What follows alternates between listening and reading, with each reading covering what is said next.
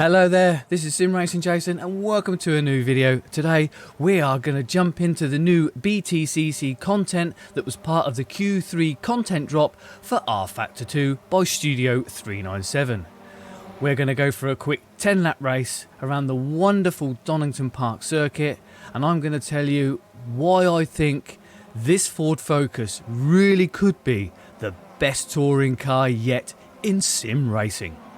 So come and join me on the grid after the intro.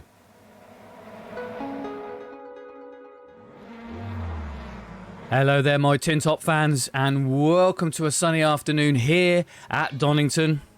We are of course in rFactor 2 as we check out the all new BTCC content that went live as part of the big Q3 content drop. And those girls and boys over at Studio 397, they've certainly done us proud. Content wise, we got a cheeky little historic mini.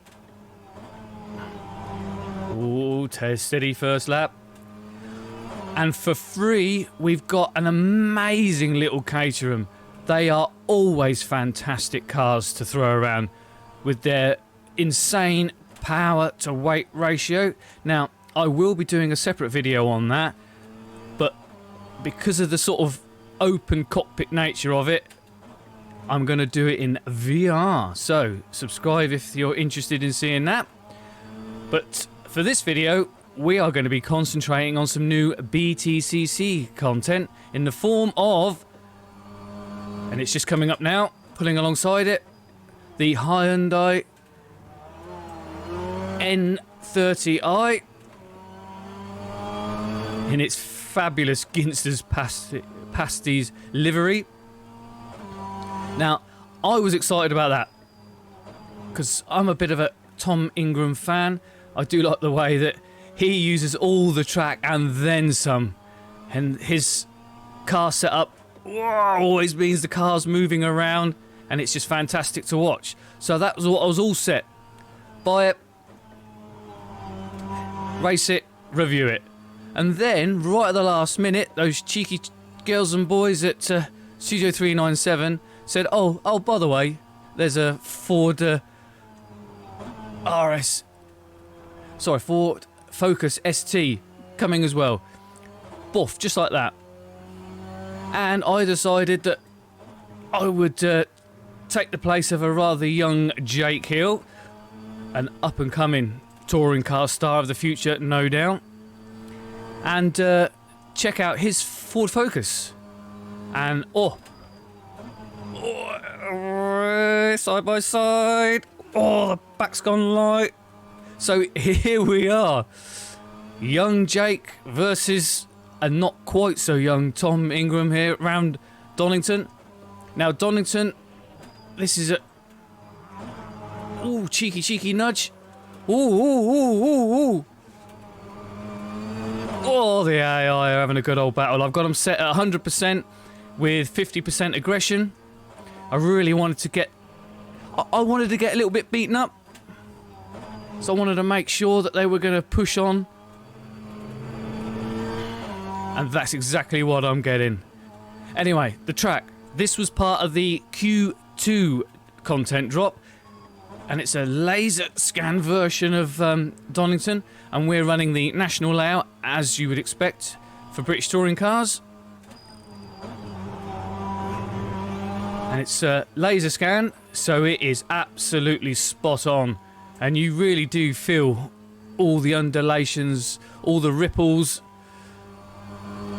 all the different types of curbs and textures. Ooh, track limits. Yeah, never mind about warning. They also use this opportunity to release some quality of life updates to the actual core sim racing title, and this one is to do with the track surface and its real road. You know, that where it is different track temperatures affect the surface, wet or dry, whether it's rubbered in or not, All these things now are big factors on, you know, grip, handling of the cars. The track surface and the tyre model are now more closely aligned and working together to give you that feeling that the cars on the tracks, they're not static. Grip levels will change as track gets wetter, track gets... Is that a car barrel rolling? Oh well. Somebody's got a little bit overly aggressive there with an overtake. But yeah, you'll now have different track states and conditions, so the racing will be more dynamic. And, you know, especially endurance races, especially if you introduce weather and you've got track rubbering in, you may have to adjust your driving style to suit the track conditions. So it's a big upgrade. So they're calling that Railroad 2.0, as is the will and the want these days. Got to stick a big number on it. Bigger the number, the better it's got to be. Now, I do a lot of dry racing, a lot of short races, so I can't speak overly about it because I haven't tested it long enough to really get a handle on how good it is. So check out some of the more in-depth reviews of some of the other sim racing YouTubers, and I'm sure they'll explain how that works and show how it works far better than I ever could. But we're just doing a short on the brakes, short little 10-lap race to check out these new touring cars. And like I say, I was all excited about the Hyundai. I was going to dive in it. Brilliant. And then they announced the Ford, and I just thought, do you know what? I just thought, that's the one. That's the one. Driven both, this is my favourite by far. In fact, this could well be... And I know I say this in every video, oh, this is the best touring car I've ever driven. This is it. This is the pinnacle. I know. But I truly believe that each and every time I drive a newly released touring car in any sim, be that race room in its WTCR content or a mod in AC, but yep, I think these new batch of touring cars in rFactor 2.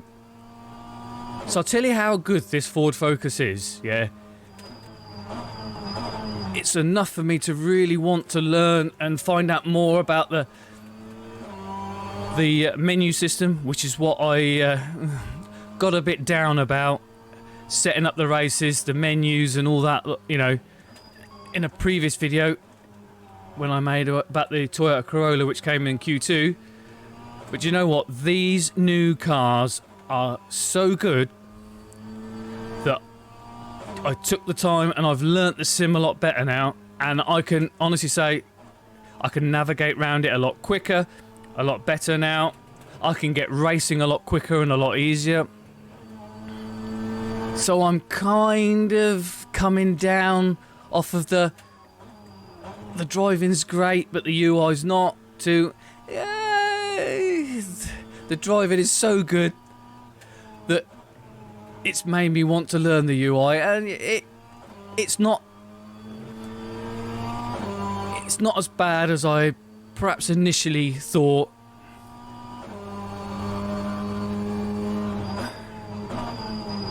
I still find it a little awkward to set up, you know, to get the AI to do what I want to do in the wet. Can't just seem to use a scripted wet or rain to make sure that everybody's on wets and it is really always raining. But yeah, again, I might still have, you know, take a little bit more time to tweak that. But apart from that, jumping in now, getting set up and getting racing, I've got it down to a fine art now, and I am playing more rFactor 2 than anything else at the moment. So, good job, Studio 397. Your content has pulled me in. and you've begrudgingly won me over. But what? Let's talk about the car quick. This is absolutely modelled. Whoa! Somebody off the. Careful! God. Track limits. I was trying to avoid an accident. The driving experience is absolutely fantastic. I've got a Aki 4 stretch drive wheel, big old beast of a V1, and the level of detail that I'm getting back from the track surface. That's the first thing you notice. The feel of the curbs, the way it's been transmitted through the driving wheels, but the front wheel drive, when you're trying to do the steering, the braking, the acceleration, it's very easy to overload the wheels, and you need a good physics model, a good handling model, a good force feedback model to be able to accurately give you all that feedback. And it does, when you're on the limit of grip, the understeer. Should have gone up a gear there, chatting away. You can feel when you've got too greedy on the throttle, and the inside wheel is starting to spin up, and you're starting to understeer. It's all there. It's coming through the wheel, and it's instant. So you can make corrections with the throttle, with the steering inputs, and just bring that car back. And then when you're, to help turn these front wheel drive cars in, you do need to pitch the initial turning quite aggressively, just to help you spin that, transfer the weight over the front so it skips the rear out and helps rotate the car. That is so well modelled here, and you can feel the back end just going light, and you can feel it hopping about underneath you. And and you instantly give it a little bit of flick of steering, a little bit more, a little bit less, a little bit opposite. And you just know what that rear end is doing. So you can use it to help rotate the car. It's absolutely fantastic. It's immediate. It's there. I haven't had to do any tweaking to the force feedback. Oh, just tell a lie. I've turned it down from 100 to 80% because otherwise it is, in this hot summer weather we're having here in the UK, it's absolutely murder. You are just sweating buckets within a few laps because the force feedback is so strong. And I can't believe we've done 10 laps already and I've rambled on about absolutely next to nothing. Right. I think you can probably understand that I'm really impressed with Studio 397. I'm loving these quarterly updates. You got a fixed point in time you can aim for. Something exciting's coming. They're taking their time. They are definitely releasing quality content. And they have won me over. I finally put some time into this sim, and the driving model is so good. Now, alright, there is still a tinsy bit of negativity. Is that I was hoping they were going to slowly release all the content in rFactor 2, the British touring car content, due to the somewhat hit and miss nature of a dedicated touring car title. But it seems that well, I think they're going to release all the content. It's not 100% sure. Oh, dearie me, I do. Let's just get in here out the way. Yeah, I believe they're going to release at least all the cars into rFactor 2, possibly not all the tracks, but it's going to come in dribs and drabs. But it's not going to be a fully fleshed sort of DLC pack for rFactor 2. It looks like they intend to release everything as a standalone BTC title in possibly 2024. So I don't quite know where that leaves us. We buy the content in rFactor 2. All right, it's good, we enjoy it, but then when they release a standalone game with absolutely everything in it, with the race formats, possibly the the hybrid technology and everything like that, it feels like we've got to buy everything again. Yeah, it seems a little, why don't they just release it all for rFactor 2, and a bit like they've done with the Formula E, almost make it like a separate little corner of the sim, so you can just use that content, this or kart sim sort of thing. But mind you saying that's separate, isn't it? You can buy that separate. Oh, I don't. So what? It's very confusing, quite how all these updates, DLCs, are all going to pan out in the future, and whether we might have to buy them twice when a dedicated game comes out. But it made me stop and think. But in the end, I'm a sucker. I've got some money in my Steam wallet. I thought, I'm just going to buy it. And I'm not going to worry about it. I'm just going to race it, enjoy it, have fun with it. And that's what I did. And it is fun. So if you don't mind that there might be a certain limited life to it, because most people might swap over to a dedicated title, then go for it. You will not be upset with your purchase. You will love it. Any form of tin top racer, you will love it.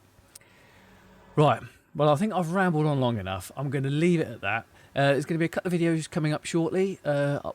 One is the previous rFactor 2 Q3 drop, where I look at Brands Hatch Indy and the Toyota Corolla, and I chat about that. And there'll be another one coming up with some more, of course, some more tin top content, possibly from Race Room, if I remember to load the right video up. So, in the meantime, thanks for watching. Really appreciate it. Do your likes, do your subs. There's always, hopefully, more content coming. I know there's a bit of a gap now and then, but real life. And I'll see you in the next one. In the meantime, have fun out there. All right, bye-bye.